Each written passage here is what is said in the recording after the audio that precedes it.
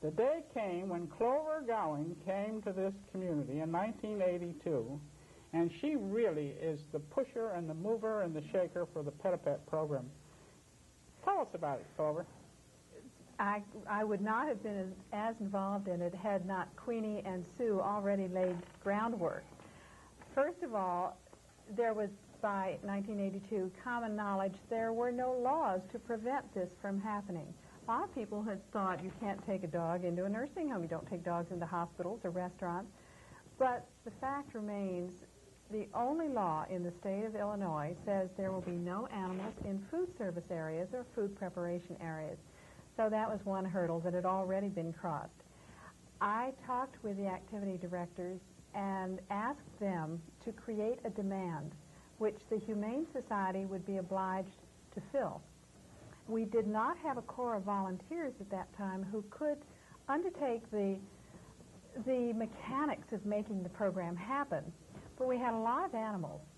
And in our community, one of the differences that separates our program from those in Boston or Ogden, Utah, Miami, Philadelphia, California, they're all over the country now, but our program was generated in large part by the Humane Society reaching out into the community. May I interrupt? Yes. Are they all having the same name, Pet-a-Pet, or is that a local well, name? In fact, we borrowed that name, and I wish I could give credit to the community that published it in some newsletter we saw, and we said, let's use Pet-a-Pet until we think of one for ourselves, and so good. It stayed.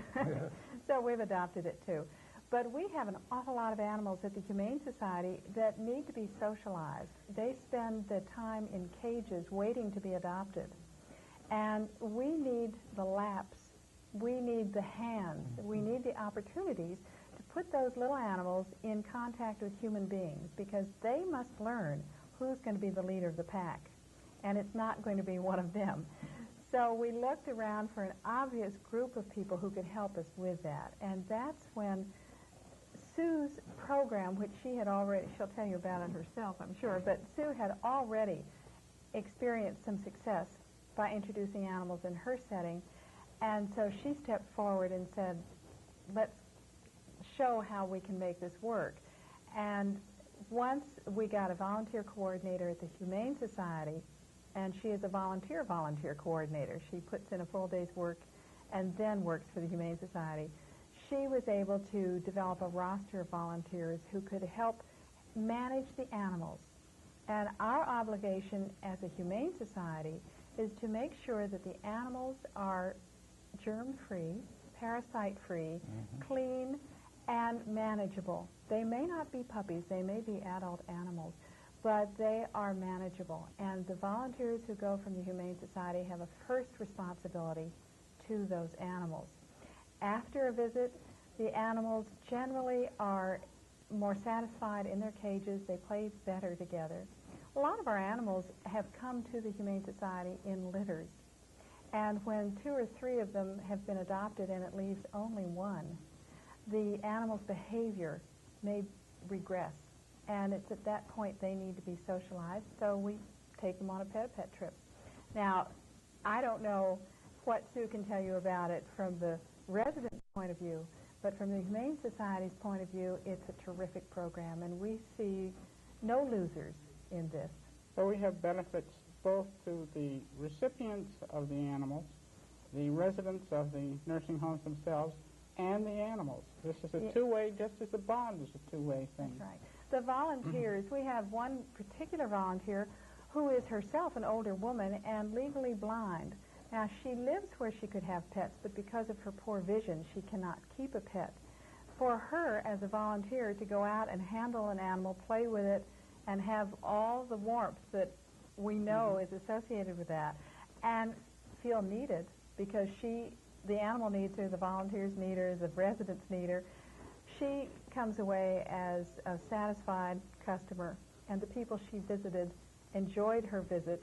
The animal sleeps well, eats well, and she goes home herself feeling that she's done a job that needed to be done.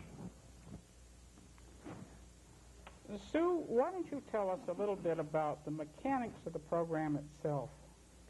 I mean, what happens? How do you put it all together? Okay, the first thing we need to do is determine if other nursing homes want this type of program. That's how I initiated it. And I think from what they said at my nursing home was a very positive experience for my residents who really enjoyed it. The first thing we have to do is get the cooperation of the Humane Society, which is very important, to get the pets ready and to pick out the pets that they feel will be okay in a nursing home.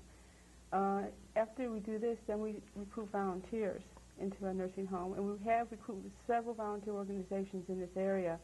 The program has really picked up. It's amazing to see how many people. I get a lot of calls each week for people who want to participate in this program because it has been well received in this community. What I do is I do orientations for volunteers. Where do you do that, Sue? We do part of it at the Humane Society because we want the volunteers to know how to handle animals properly and handle them with care. We teach them how to prepare the animal, when to put them into a resident's lab, talk about that, talk if a person doesn't want it in their lab, that they should not be put in their lab. A lot of residents would rather just observe animals, and there's many who would like to touch them when you have to know that, the difference. After this happens, we go back to the nursing home, we do an actual program, and we get the volunteers involved. The volunteers work on one-on-one. That means they have one pet that they go around with, that they're with the remainder of the time that they're there. We want to prevent any injuries that might occur to both the pet and the resident, so this is why we take precautions and have a volunteer or staff person per pet. We have a one-on-one situation. One-on-one, right, which has been very productive. If the resident enjoys the pet, but a lot of times they enjoy just the visits from the volunteers. The pet acts as a catalyst between the resident and the volunteer, and they just initiate a lot of conversation. A lot of times the volunteer comes back just to visit with that resident, so it's been very productive in so many ways. I've seen that schedule board that you have scheduling. How extensive is our program here? One thing that we're trying to accomplish, our goal is to have pet programs in all nursing homes, and we met that goal this month. And we have what, about 11? There's 11 nursing homes in this area that are now participating in the pet program, and also have pets coming in from the community that are involved That's too. an important part. Right. That's because if the Humane Society, this means that we don't involve community pets, which we do. We involve them too. So everybody benefits. The nursing home residents, the volunteers, the animals themselves, even the staff, I might say, in the nursing homes. Oh, the staff. Also. We've found that staff builds a better rapport with the residents too, because a lot of times staff members have pets, and they can compare that pet and say, the residents can initiate a conversation and say, well, I had a pet too, and they could talk about what they've done with their pets and what they were like.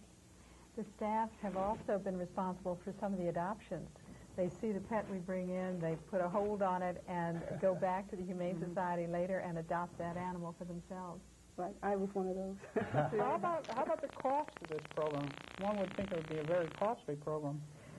The cost is in time and gasoline.